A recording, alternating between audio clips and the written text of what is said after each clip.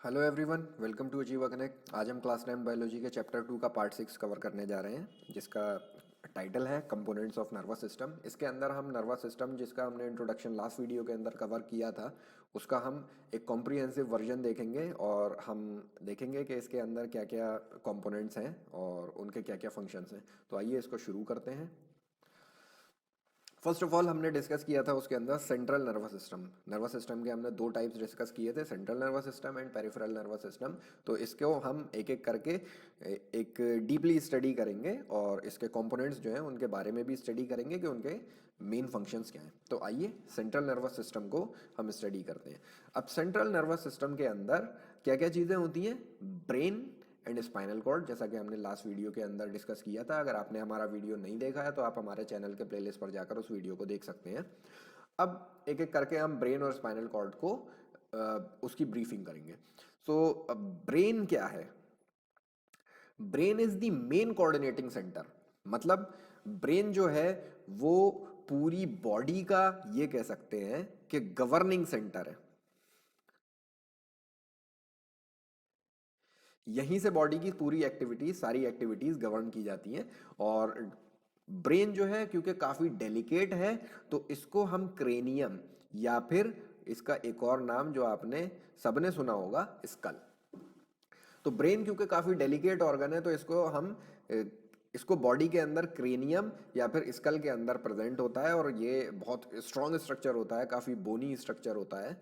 तो ये ब्रेन को प्रोटेक्ट करता है। इसके अलावा ब्रेन के ऊपर तीन मेम्ब्रेन्स होती हैं, तीन सेट ऑफ मेम्ब्रेन्स होती हैं। आप जब आगे जाकर इनको डिस्कस करेंगे तो ये तीनों अलग अलग होती हैं और इनके साथ और भी बहुत कुछ होता है।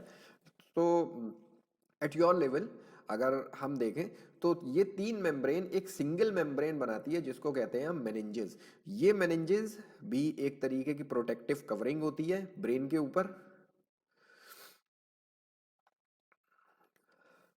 और फॉर एग्जांपल ये ब्रेन है और इसके ऊपर ये प्रोटेक्टिव कवरिंग है, मेनिंजेस। तो इस ब्रेन और प्रोटेक्टिव कवरिंग के बीच होता है सेरेब्रो स्पाइनल फ्लूइड। जैसे हमारी बॉडी के अंदर ब्लड और लिम्फ होता है, तो ब्रेन के अंदर ब्लड नहीं जाता। तो ब्लड की एंट्री ब्रेन के अंदर बैंड होती है। तो अब यहां तक न्यूट्रिएंट्स कैसे पहुंचते हैं? By cerebro spinal fluid. तो सेरिब्रो स्पाइनल फ्लूइड जो है वो भी ब्रेन को एक बॉयंसी प्रोवाइड करता है। आपने फिजिक्स के अंदर पढ़ा होगा बॉयंसी क्या होती है। कोई भी चीज़ अगर पानी के ऊपर है और वो तैर रही है, तो वो बॉयंट फोर्स की वजह से तैर रही होती है।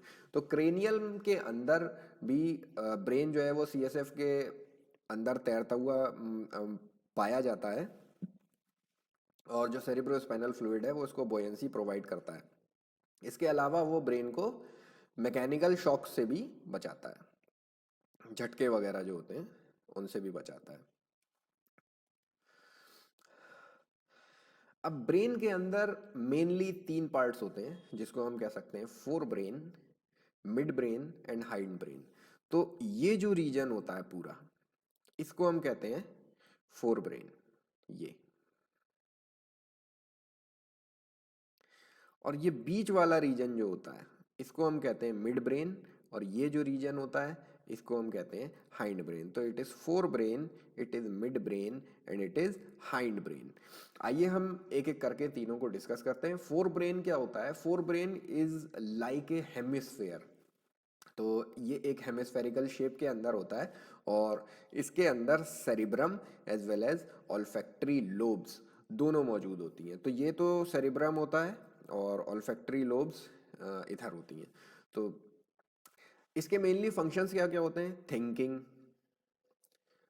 वॉलेंट्री एक्शंस को कंट्रोल करता है। जैसे हमें हाथ बढ़ाकर कुछ उठाना है, तो ये हमारा वॉलेंट्री एक्शन है जो हमारी विल के अकॉर्डिंग हो रहा है, तो इसको भी ये कंट्रोल करता है। Touch, smell, hearing, taste, sight, mental activities, thinking, learning, memory, emotions. तो फोर ब्रेन मोस्टली हमारे वॉलेंट्री प्लस इंटेलिजेंस वाले काम अंजाम दे रहा है। नेक्स्ट है हमारा मिड ब्रेन। मिड ब्रेन के अंदर मोस्टली इनवॉलेंटरी एक्शंस जो होते हैं और रिफ्लेक्स मूवमेंट जो होते हैं उनको कंट्रोल किया जाता है। रिफ्लेक्स मूवमेंट हम इसी इसी मतलब इसी चैप्टर के अंदर नेक्स्ट वीडियोस के अंदर पढ़ेंगे। तो रिफ्लेक्स मूवमेंट हेड, नेक और आईज के जितने भी रिफ्लेक्स मूवमेंट होते हैं वो मिड ब्रेन कंट्रोल करता है। फाइनली हाइंड ब्रेन जो कि बहुत इंपॉर्टेंट होता है, ये मोस्ट ऑफ द बॉडी के वाइटल ऑर्गन्स को, वाइटल फंक्शंस को गवर्न करता है। जैसे हाइंड ब्रेन के अंदर सेरिबेलम, पॉन्स एंड मेड्यूला आते हैं। तो this is cerebellum, this is medulla and यहाँ पर पॉन्स होता है। ये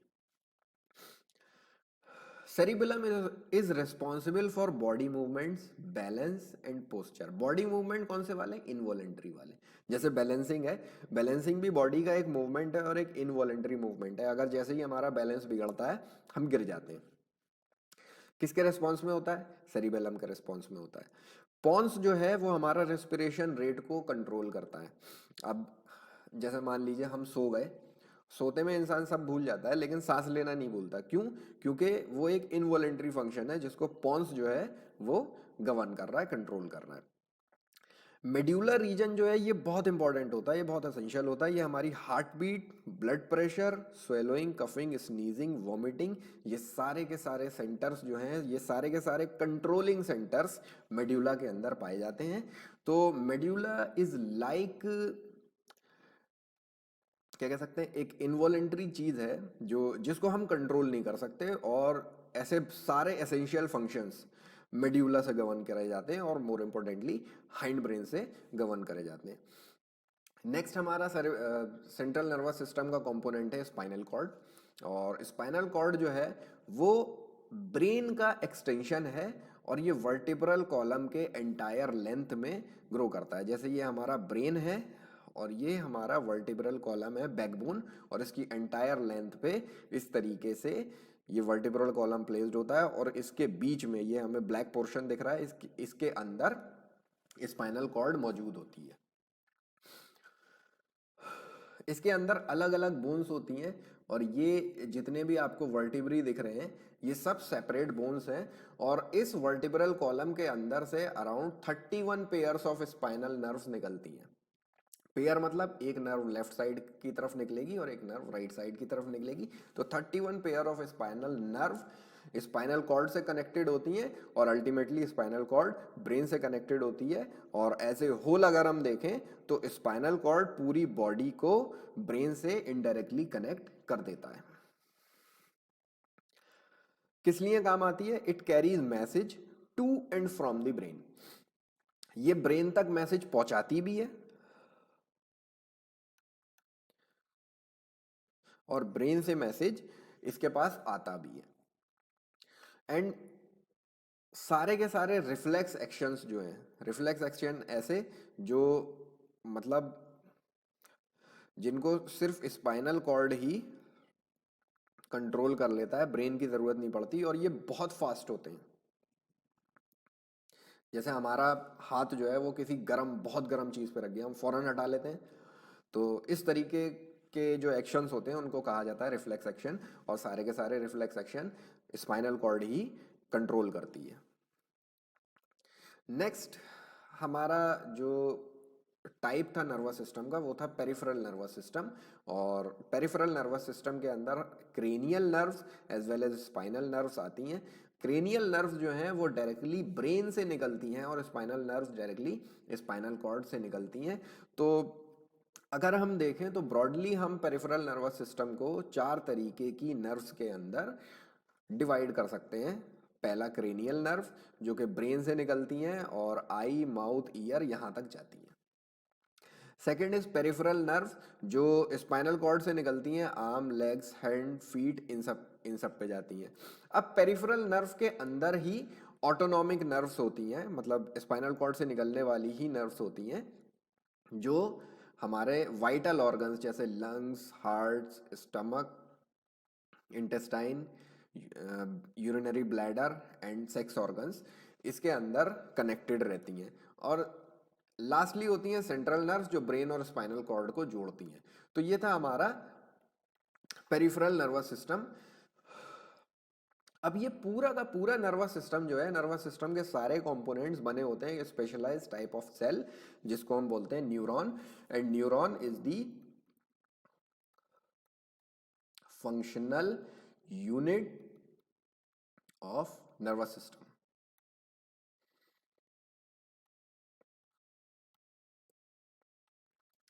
इस न्यूरॉन के पास एक सेल बॉडी होती है, मतलब सेल के तरीके से स्ट्रक्चर होता है, जिसको हम साइटोन कहते हैं, और इसके अंदर साइटोप्लाज्म भी होता है। इसके अलावा बहुत सारी ब्रांचेज होती हैं, जिसको हम डेंड्राइट्स कहते हैं, जो अलग अलग जगह पे अटैच्ड होती हैं और वहां से सिग्नल कैच करती हैं। जो लॉन्गेस्ट डेंड्राइड होती है उसको हम कहते हैं एक्सॉन, और ये कभी कभी प्रोटेक्टिव कवरिंग से भी प्रोटेक्टेड रहती है, जिसको हम कहते हैं माइलिन शीथ। इसके ऊपर कुछ स्पेशलाइज्ड सेल्स पाए जाते हैं, और इन सेल्स का साइटोप्लाज्म जो है ये प्रोटीन रिच होता है। तो जब ऐसा होता है तो हम कहते हैं उसको कि ये नर्व फाइबर जो है वो माइलिनेटेड है, और कुछ नर्व फाइबर के अंदर ये माइलिन शीथ नहीं होती, उसको हम कहते हैं नॉन माइलिनेटेड नर्व फाइबर। और एक न्यूरॉन के एक्सॉन और दूसरी न्यूरॉन के डेंड्राइट के बीच में एक छोटा सा गैप होता है, जिसको हम कहते हैं साइनेप्स। अब neuron to neuron electrical signal